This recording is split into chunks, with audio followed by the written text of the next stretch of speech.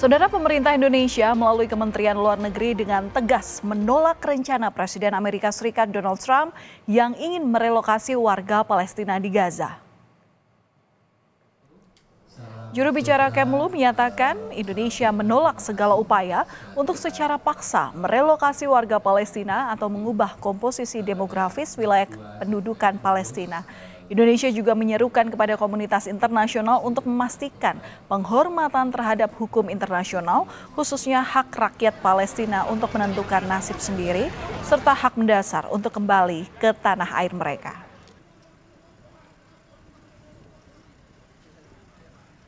Posisi Indonesia terkait isu Gaza sangat jelas.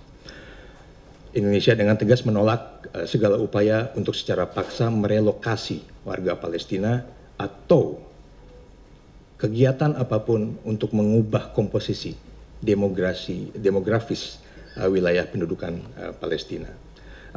Indonesia berkeyakinan, dan saya yakin ini bukan hanya Indonesia saja, tapi di-share oleh seluruh masyarakat internasional, bahwa tindakan semacam itu akan menghambat upaya untuk mewujudkan negara Palestina yang merdeka dan berdaulat.